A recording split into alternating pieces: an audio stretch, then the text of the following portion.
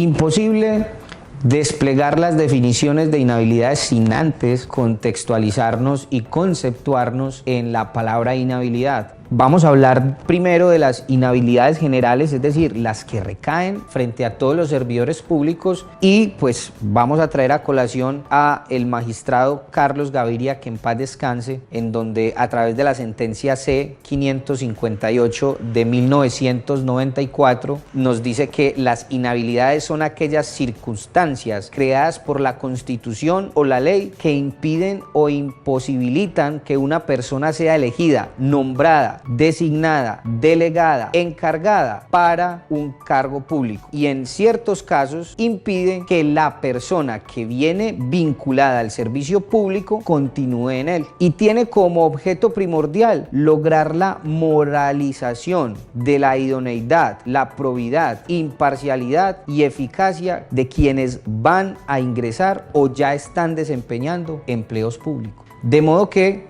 podríamos decir que la inhabilidad es la imposibilidad que tiene una persona de proyectarse ser servidor público, o la imposibilidad que tiene un servidor público de seguir desempeñándose como tal. A la primera le conocemos como las inhabilidades prohibitivas o las inhabilidades que están explícitas en la Constitución y en la ley como prohibiciones para ocupar cargos públicos. A las segundas, como lo veremos más adelante, se le conocen como inhabilidades sobrevinientes, es decir, la imposibilidad que tiene alguien que ya ha sido nombrado como servidor público de desempeñarse como tal o seguir desempeñándose en la prestación efectiva de su servicio público.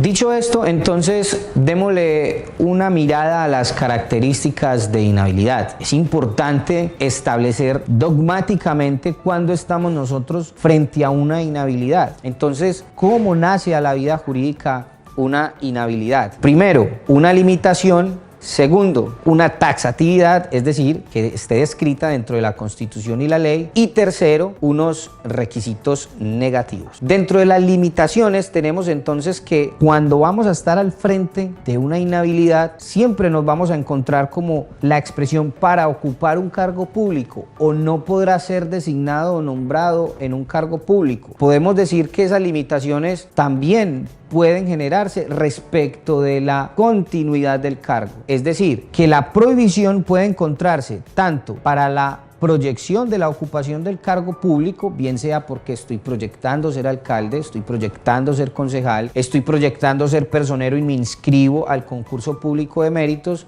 o porque hay una prohibición en donde yo ya como servidor público no puedo seguir ejerciendo o desempeñando mi función. Esto, a modo de ejemplo, como lo veremos más adelante también, podría ilustrarse perfectamente cuando surgen las inhabilidades y las destituciones a raíz de sentencias judiciales de tipo penal o de decisiones de fallos con responsabilidad disciplinaria. Las taxativas, o esa característica de taxatividad, es, como lo dijimos ahora, que obligatoriamente deba estar descrito previo a la ocupación del cargo la causal de inhabilidad en la Constitución o en la ley. Ojo, muy importante, únicamente el legislador es quien es competente para establecer y para taxativizar a través de nuestro ordenamiento jurídico, es decir, a través de la Constitución, un acto legislativo, o a través de la ley, un proyecto de ley, obviamente materializado posteriormente en una ley, quien puede definir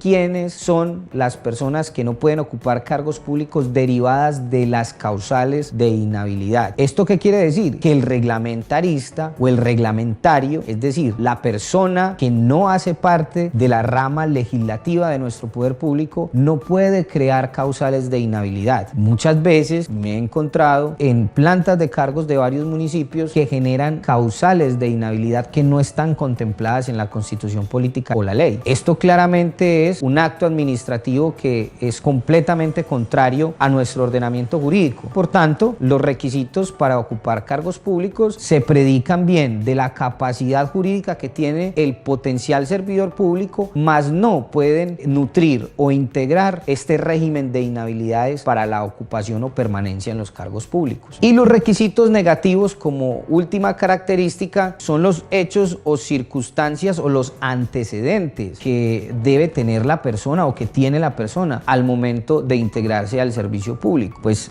supongamos que las inhabilidades pues, muchas veces se predican respecto del parentesco, de consanguinidad que pueda tener un servidor público que va a desempeñar funciones públicas en determinado territorio, desde los antecedentes jurídico-penales o jurídico-disciplinarios que pueda tener esa persona que ostenta el cargo de servidor público o va a ostentar el cargo de servidor público, y restringe la libertad del ejercicio de conformación del poder público. ¿Qué quiere decir esto? Que es una limitante de la libertad del ejercicio de su profesión en materia pública. Quien esté incurso o inmerso en una de esas causales de inhabilidad, el Estado colombiano, a través de su sociedad, materializada en la Constitución Política de Colombia, pone un límite a la libertad de su ejercicio profesional y le dice: usted podrá ejercer su profesión o en otro municipio o en otro departamento o en otra dependencia del Estado central o descentralizado, o incluso podrá decirle no podrá ejercer el servicio público a través de la ejecución profesional.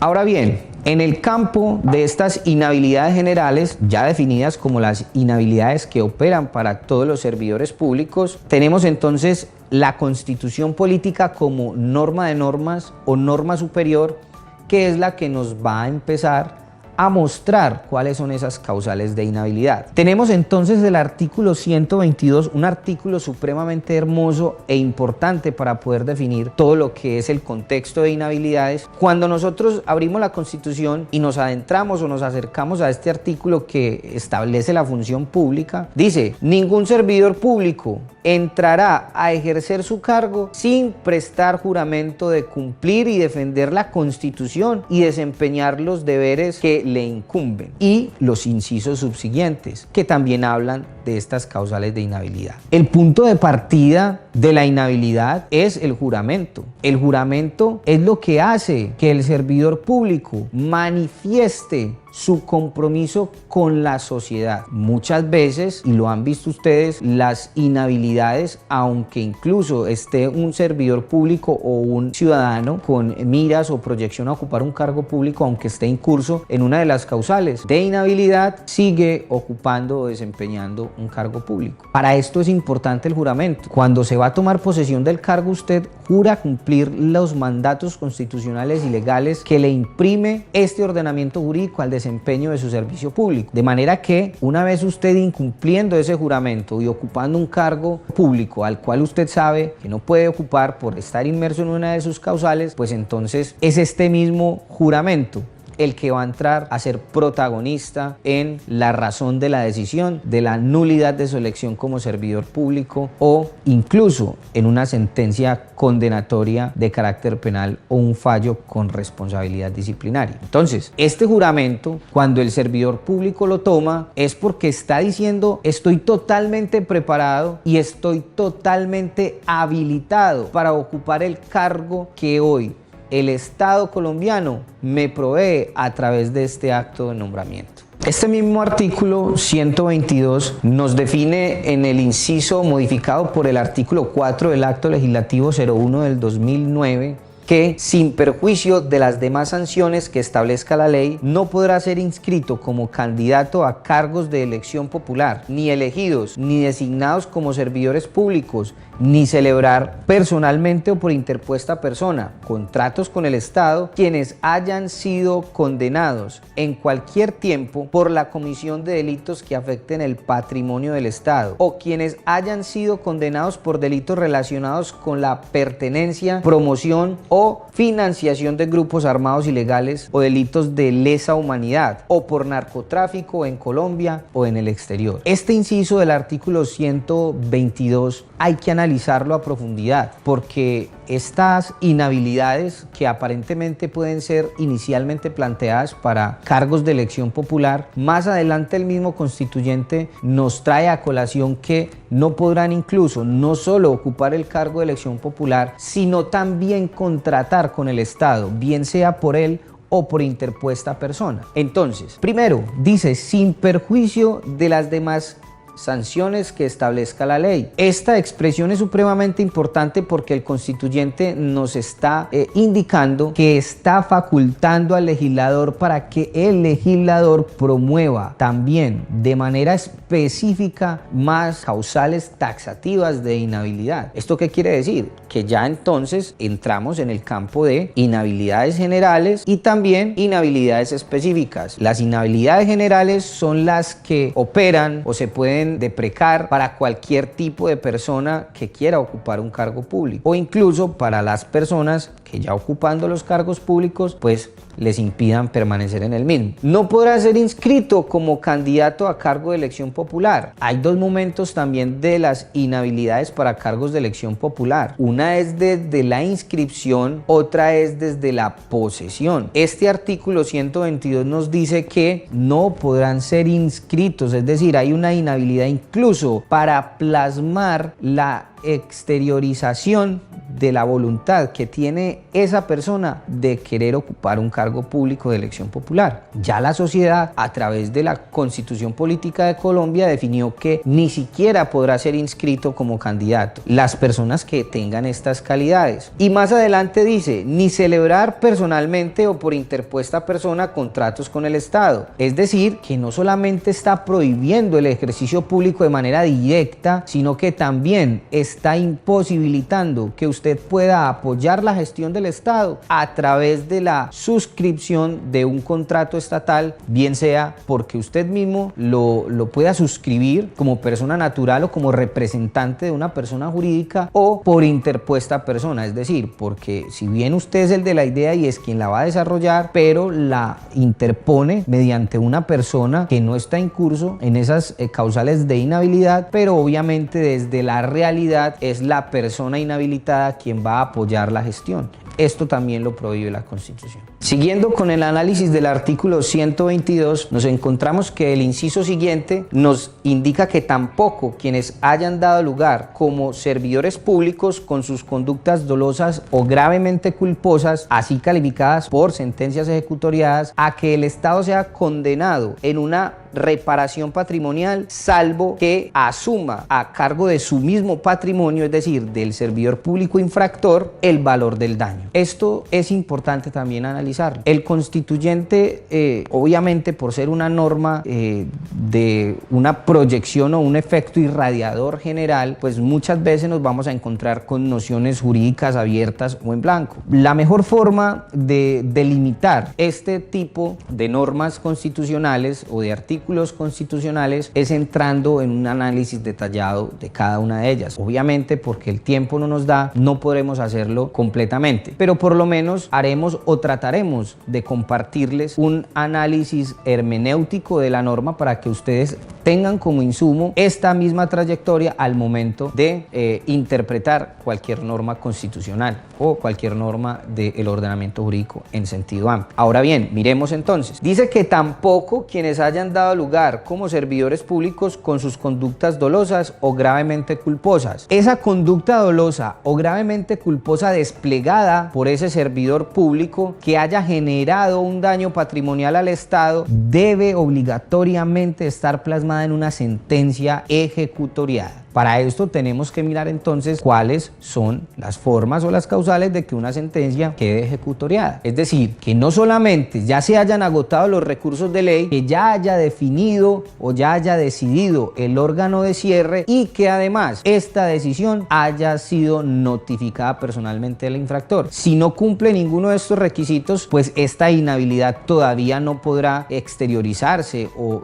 nacer a la vida jurídica o declararse como existente. También continúa diciendo la misma norma que donde el Estado haya sido condenado patrimonialmente por el daño antijurídico desplegado por el servidor público. El Consejo de Estado y la Corte Constitucional ya han establecido en reiterada jurisprudencia que esta condena a la que se refiere la Constitución para este tipo de inhabilidad hace referencia única y exclusivamente a las condenas condenas por sentencias de carácter penal. Es decir, que una sentencia de carácter administrativo, es decir, por el medio de control de acción de repetición, no es una causal de inhabilidad para ocupar cargos de elección popular o para contratar con el Estado. Entonces, también para dejarlo muy claro, para que de pronto no nos confundamos al momento de entrar en la interpretación de este artículo. Ahora, en el parágrafo del artículo 122 dicen que los miembros de los grupos armados organizados al margen de la ley, esto fue añadido por el artículo 2 del Acto Legislativo 01 del 2017 con todo lo que desencadenó el proceso de paz, establece que los miembros de los grupos armados organizados al margen de la ley condenados por delitos cometidos por causa, con ocasión o en relación directa o indirecta con el conflicto armado, que hayan suscrito el acuerdo de paz con el gobierno o que se hayan desmovilizado individualmente,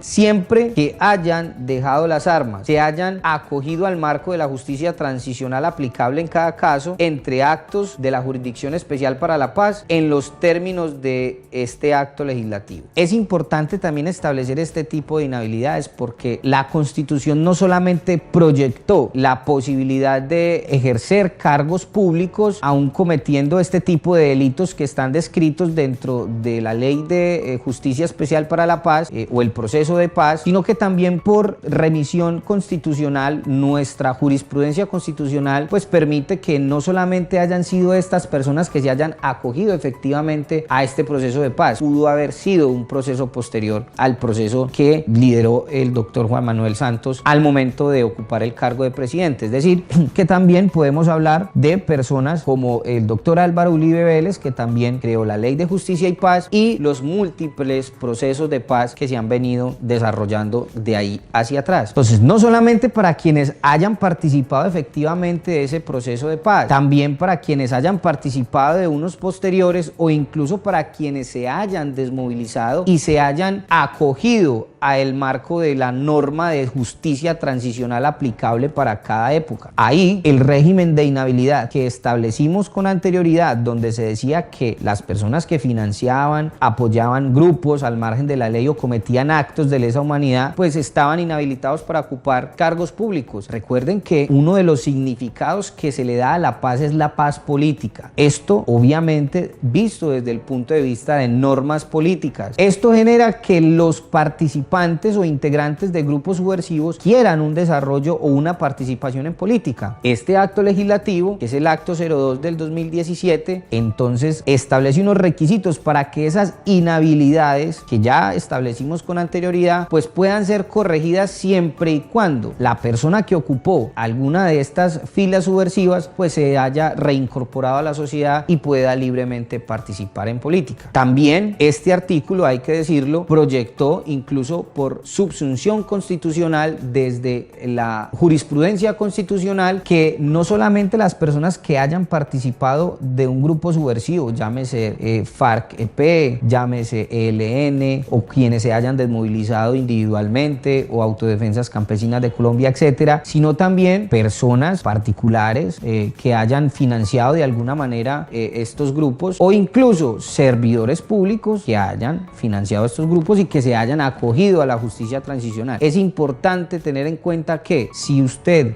puede estar al frente de una de estas personas que quiere ocupar el cargo público, tiene que solicitarle estos requisitos. No es solamente que se haya desmovilizado, no basta con que haya entregado las armas, tiene que probar que efectivamente se acogió al régimen de justicia transicional para que esta inhabilidad que anteriormente describimos pues sea corregida por el acto legislativo 02 del 2017. Siguiendo con estas causales de inhabilidad general constitucionales, tenemos entonces el artículo 126 de la Constitución Política de Colombia. Este artículo 126 es muy interesante porque habla de unas prohibiciones de inelegibilidad y estas prohibiciones podemos categorizarlas en tres. La primera es nombrar, postular o contratar según su parentesco. Vamos a encontrar un número de posibilidades en las cuales yo, como potencia de servidor público o incluso como potencial prestador de un servicio público a través de mi característica de particular, bien sea vinculado por un contrato de prestación de servicios, cualquiera de las modalidades de los contratos estatales constitucionales en donde tenga funciones públicas transitorias, pues entonces voy a tener que determinar si estoy inmerso en una de las causales del artículo 126, bien sea porque no me pueden nombrar, no me pueden postular o porque no puedo ser contratado por el parentesco. Estas inhabilidades son permanentes. Es decir, nunca voy a dejar de ser hijo de mi papá, ni nunca voy a dejar de ser papá de mi hijo. En ese orden de ideas, cuando la Constitución establece que no podrá nombrar, postularse o contratar hasta el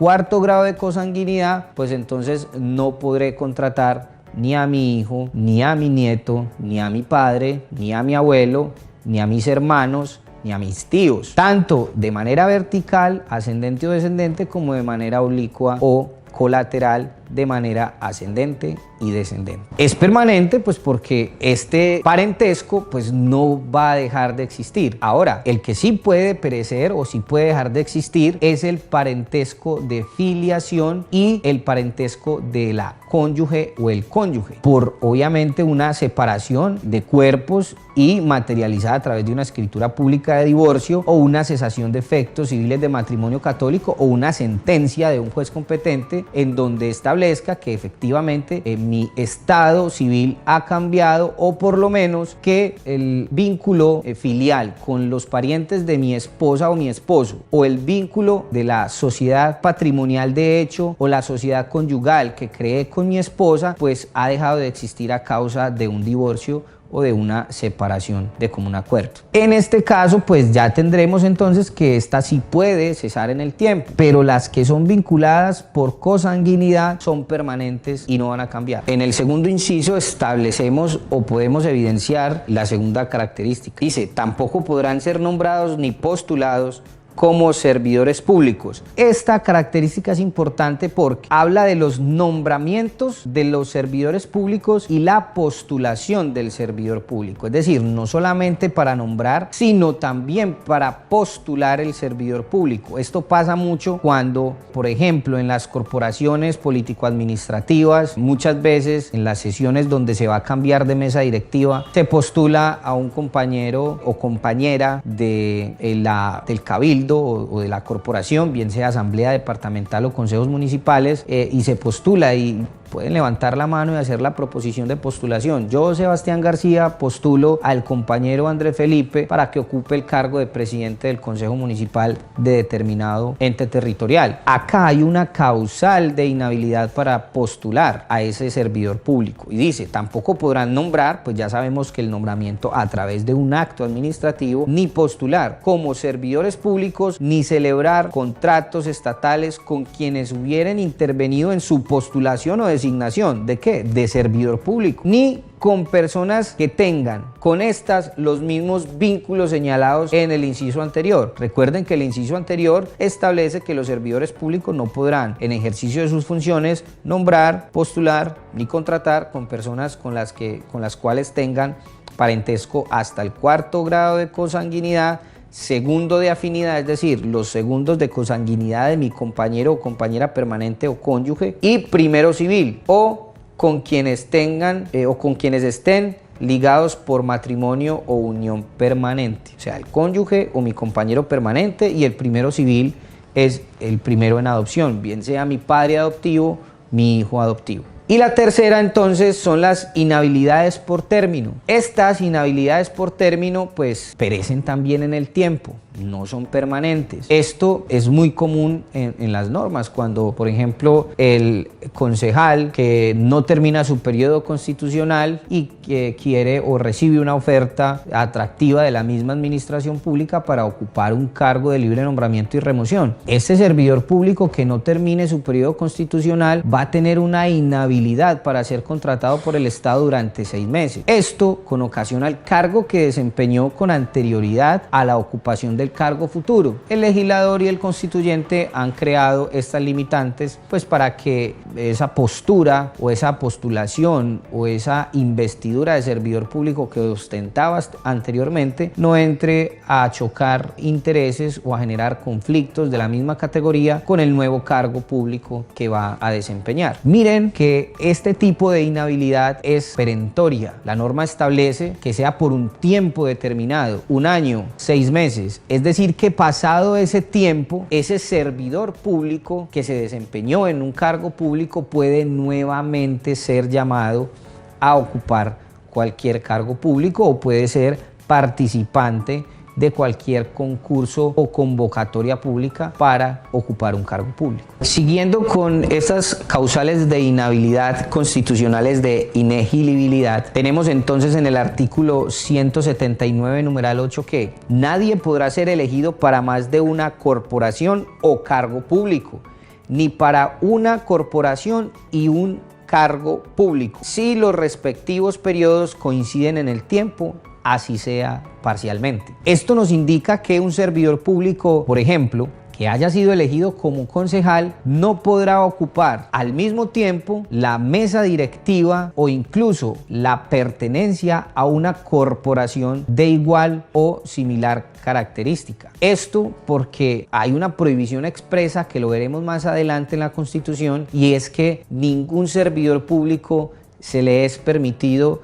recibir doble remuneración del Tesoro Nacional. Es decir, un servidor público no puede tener más de un salario. Está prohibido en Colombia que el servidor público tenga dos o más salarios. Incluso, como lo veremos también más adelante, hay una inhabilidad expresa para las personas que son pensionadas del Estado. Entonces, nadie podrá ser elegido para más de una corporación. ¿Esto qué quiere decir? Que el servidor público concejal solo podrá ser concejal en esa corporación y solo podrá ser miembro de esa corporación y no de otra. O para un cargo de corporación, es decir, para ser concejal y desempeñar al mismo tiempo un servicio público. Esto obviamente tiene unas excepciones, una de ellas es la docencia, en donde el servidor público que se desempeñe como servidor público concejal y como docente al mismo tiempo, pues tenga dos opciones: seguir desempeñando sus dos actividades, es decir, como concejal y como docente público, pero elegir uno de los dos salarios o de las dos retribuciones económicas, o solicitar una licencia para que su vacante sea designada en encargo. Esto es conocido como una comisión, sea designada en un encargo para que él pueda elegir cualquiera de las dos ocupaciones. Esto pasa mucho cuando ese profesor es elegido concejal, va y ocupa sus 4 años de concejal, comisiona a alguien en su puesto de carrera y nuevamente, una vez terminado su periodo constitucional, pues se vincula a su servicio público como docente o como profesor de carácter público, es decir, es un servidor público. Es importante que se entienda que esos periodos no pueden coincidir ni total ni parcialmente. Es decir, me faltan 2 años para ser concejal, me ofrecen cargo de libre nombramiento y remoción, entonces pues voy a estos 2 años que restan a manejar entre el Consejo Municipal de X pueblo o X municipio y el otro municipio que queda a 5 horas de este, pues entonces voy a ir a ejercer mis funciones de servidor público allá. Esto no quiere decir que esa concurrencia de periodos necesariamente se predique de un mismo ente territorial, no, es una inhabilidad de carácter general, es decir, no podrán concursar o no podrán concurrir 2 periodos totales o parcialmente en cualquiera de los órdenes de nuestro Estado Nacional, bien sea del orden central, bien sea del orden descentralizado, territorial o por servicio.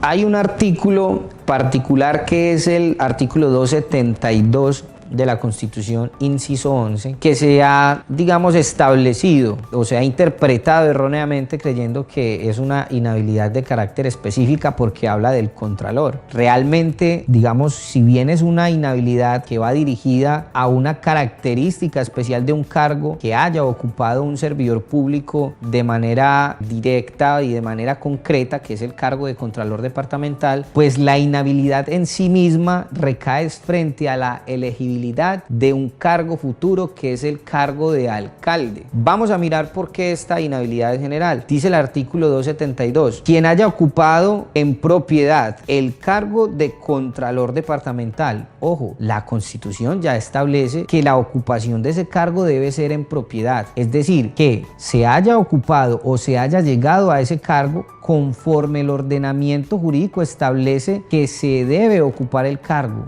siguiendo el concurso o siguiendo la participación de la terna en cualquiera de las modalidades. Dice que quien haya ocupado en propiedad el cargo de Contralor Departamental, Distrital o Municipal no podrá desempeñarse en empleo oficial alguno en el respectivo departamento, distrito o municipio. Hasta ahí tenemos clara una inhabilidad que es puntual y es específica, pero después de la coma dice ni ser inscrito como candidato a cargos de elección popular, sino un año después de haber cesado en sus funciones. Fíjense que esta segunda inhabilidad sí es de carácter general, porque esa persona quien haya ocupado en propiedad el cargo de Contralor Departamental no podrá inscribirse en más cargos de elección popular, sino un año después de que haya cesado el ejercicio de sus funciones como Contralor. Hay unas consecuencias que deben ser analizadas para poder, digamos, establecer cuál es la sanción que establece nuestro ordenamiento jurídico para quienes violen este régimen de inhabilidades, incompatibilidades y conflicto de interés. Las consecuencias las podemos encontrar en varias normas. La consecuencia disciplinaria es entonces la que se deriva de un fallo con responsabilidad disciplinaria. Este fallo puede ser dictado por cualquiera de las entidades o los organismos que tienen poder disciplinario. Sabemos que el poder disciplinario preferente está en cabeza de la Procuraduría General de la Nación. Sin embargo, tenemos que las personerías y las oficinas de control disciplinario interno pueden ejercer este tipo de control disciplinario de manera ocasional. Este fallo, pues entonces nos indica de un servidor público que tuvo que atravesar un proceso disciplinario completo desde su fase bien sea de indagación o investigación, atravesando la imputación de cargos y terminando en un acto administrativo definitivo de carácter disciplinario o un fallo con responsabilidad disciplinaria en el cual se establezca que ha violado los regímenes de inhabilidad o el régimen de inhabilidad e incompatibilidad. Las consecuencias penales también surgen a través de procesos penales. Esto ya es dictado por un juez de la República, un juez de conocimiento, mediante una sentencia judicial en donde se puede llegar a la conclusión de que por la violación del régimen de inhabilidades o incompatibilidades, por ejemplo, un servidor público celebró un contrato con un interés indebido. Esto lo conocemos tipificado en nuestro Código Penal como el delito de celebración indebida o interés indebido en celebración de contratos. Y están las consecuencias administrativas que están implícitas en los artículos o en el artículo 139 de la Ley 1436 del 2011 o el CEPACA o el Código Administrativo de Procedimiento Administrativo. Recuerden que quien haya ocupado el cargo estando inmerso en una de estas causales, pues entonces podrá pedirse o solicitarse a través del medio de control de nulidad electoral que se declare la nulidad tanto del nombramiento como de la elección de un servidor público. Quiero puntualizar en este último detalle o en este último artículo porque me parece supremamente importante. Muchas veces nosotros, los servidores públicos, creemos que de la única forma de estar por fuera de nuestro cargo, bien sea destituidos o inhabilitados, pues es por medio de un fallo disciplinario o una sentencia penal condenatoria. Es más, a veces equiparamos el decreto de la nulidad de la elección o de la ocupación del cargo con una inhabilidad o una destitución del cargo. Son dos cosas totalmente diferentes. Una cosa es la nulidad que se puede deprecar de un cargo de elección popular o del nombramiento de la ocupación de un cargo. Otra muy distinta es la consecuencia de la destitución por la violación del régimen de inhabilidades o incompatibilidad. Ahora bien, detengámonos entonces en el artículo 139 del CEPACA. Cualquier persona podrá pedir la nulidad de los actos de elección por voto popular o por cuerpos electorales, así como de los actos de nombramiento que expidan las entidades y autoridades públicas de todo orden. Igualmente, podrá pedir la nulidad de los actos de llamamiento para proveer vacantes en las corporaciones públicas. Fíjense que el horizonte de proyección de las nulidades electorales tienen varias características. La primera es que es una acción judicial en la cual se debe redactar una demanda citando el medio de control que es idóneo para la declaración de este tipo de nulidades, en donde se le establece o se le prueba al juez administrativo de conocimiento que ese servidor público incurrió o incurriendo incluso en una de esas causales de inhabilidad constitucionales o legales, ha ocupado un cargo público. Recuerden que la consecuencia entonces es que no podrá ocupar el cargo. ¿Cuál es entonces esa razón de ser de la inhabilidad? Pues si ya hemos dicho a lo largo de esta exposición que es la prohibición de ocupar un cargo público, pues cuando se ocupa ese cargo público y nos damos cuenta que, por ejemplo, el candidato a la alcaldía no pudo haber sido inscrito como tal candidato ni siquiera por la violación a algún régimen o a una de las causales de inhabilidad, pues aún ocupando el cargo público podemos hacer uso del medio de control de nulidad electoral para solicitarle a un juez de la República, ojo, no que se destituya, no, sino que se declare la nulidad y como consecuencia de la declaración de la nulidad, pues este servidor público no pueda seguir desempeñando su cargo como alcalde en el ejemplo propuesto.